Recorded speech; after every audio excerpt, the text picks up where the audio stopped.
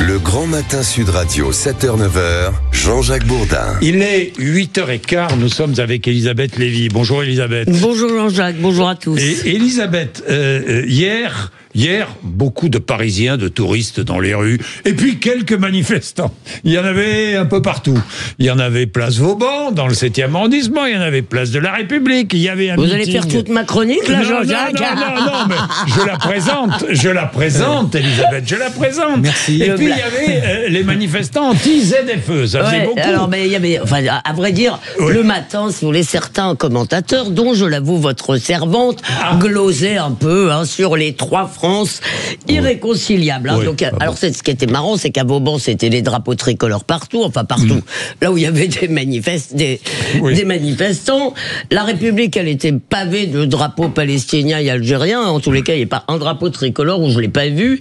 Et à Saint-Denis, qui était la première sortie publique du bloc central. C'est la première fois qu'on les voyait tous se tenant par le petit doigt. Eh bien, il y avait des drapeaux français et européens. Bon, en gros, il y avait les trois pôles de l'Assemblée nationale qui tenaient le meeting. Il manquait le PS et LR. Il manquait les deux ex-grands partis de gouvernement. Alors, en fait, c'est quand même, dans ces trois-là, Jean-François en a un peu parlé, c'est un peu 2 contre 1, parce qu'il y a toujours 2 France qui sont prêtes à se réconcilier contre la troisième. Bon, même bien que les leaders, franchement, du RN n'aient pas dit un mot de travers sur la justice, ils ont quand même mesuré leur coup. Eh bien, l'extrême gauche et la Macronie font monter cette mayonnaise folle d'un RN qui est fasciste, séditieux, qui s'apprête à supprimer l'état de droit, qui menace les institutions. Entre nous, si 1/10 de tout ça était vrai, Marine Le Pen et Bardella devraient dormir en prison. Mais on répète cela et ça devient une vérité, et c'est probablement... Je ne sais pas ce qu'en dira Jean-François, l'annonce d'un prochain énième front républicain. J'y crois pas une seconde. Eh ben on verra. Contre le nazisme, on s'alliera avec les antisémites, je vous le dis. Mais bon, on verra.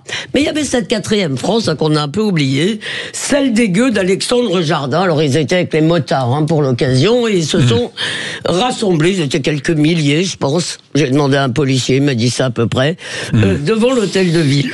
Alors, c'était assez...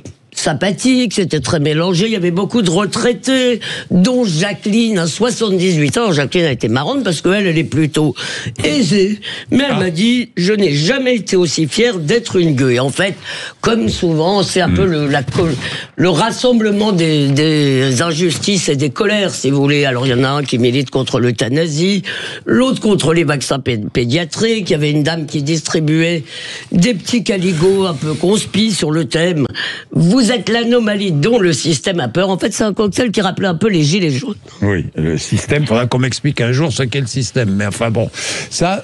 Attendez, Jean-François, parce que Elisabeth n'a pas fini sa chronique. Alors, laquelle de ces France a gagné? Eh ben, la 5e.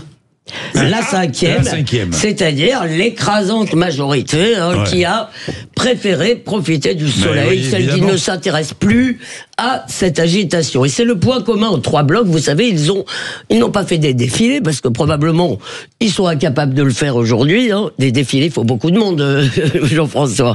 Des défilés qui bougent, j'entends. Ils ont fait des meetings, en fait, des petits meetings. Et en fait, il n'y avait pratiquement que des militants. Et c'est peut-être ça qui est le plus grave, en fait, c'est qu'on voit une sorte de désaffiliation, d'indifférence à la chose publique, si vous voulez, un repli un peu sur l'individu, le bonheur privé, et avec cette question que tout le monde se pose, qu'est-ce que mon pays, qu'est-ce que les autres peuvent faire pour moi? Pardon, j'ai du mal avec ma voix. Alors en tout cas, c'est peut-être ça, cette difficulté avec le collectif, qui est le vrai danger aujourd'hui pour la démocratie, que ceux qui entendent des bruits de bottes se rassurent, les peuples qui rêvent de retraite ne font pas la révolution, ni rouge ni brune. Jean-François. Oui, la 5e France que vous décrivez, Myriam Lévy, on peut la chiffrer à près de 68 millions de personnes. Ça fait un grand groupe quand même. Oui, c'est ce que j'ai dit. C'est l'écrasante majorité. Parce que nous sommes trop loin de l'élection présidentielle et très proches à la fois. Je crois que c'est Xavier Bertrand qui disait sur une chaîne hier, il a plutôt raison. Au fond, il reste quand même 2 années devant nous. Et évidemment. En 2 ans, quand on voit ce que M. Trump le met en place au niveau monde, avec la crise qui se profile là, qui a commencé, qui est en marche, la crise en question. Il est peut-être temps, en 2 années, d'essayer d'agir, d'infléchir la machine, de réformer un petit peu. Il y a encore de l'espace. On va encore attendre 2 ans avec des pseudo-meetings et des postures barrage contre l'extrême droite. Ça ne veut plus rien dire. Les gens en ont marre. On va pas leur refaire le coup et de 2017 et de 2022. Ce qui va se dessiner là est assez profond et personne ne sait, c'est ce que j'ai ce matin, ce qui va se produire dans 2 ans. Il me semble quand même qu'il y a un véritable problème. Pourquoi les gens ne s'intéressent pas seulement? Pourquoi les gens ne s'intéressent pas à la politique? C'est pas seulement parce qu'on est loin de la présidentielle, c'est parce que pardon, excusez-moi, je peux finir ma phrase. Parce qu'elle ne fabrique pas de légitimité. Elle ne fabrique plus de légitimité. Et c'est ça le rôle du système politique, Jean-François. Voilà. C'est tout ce que je voulais vous objecter. Oui, moi je trouve que tout à l'heure sur l'antenne de Sud Radio, parce qu'on parlait des difficultés des Français en termes de pouvoir d'achat, un tiers des Français qui renoncent à s'acheter des produits d'hygiène. Voilà.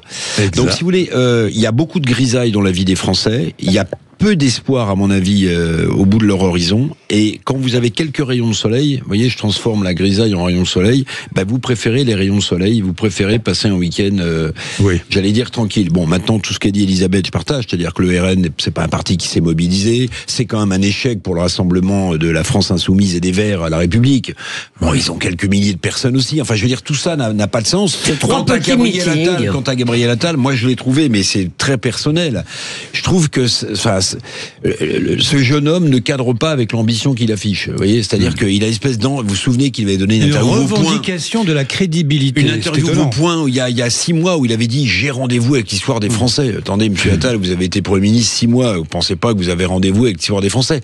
Voilà. Donc la grisaille dans la vie quotidienne des Français, la géopolitique qui pèse énormément sur leur morale, et il faisait beau, et qui va peser énormément hier. Et ça va peser énormément, on se rend pas compte. Je veux dire un mot sur cette affaire de pouvoir d'achat.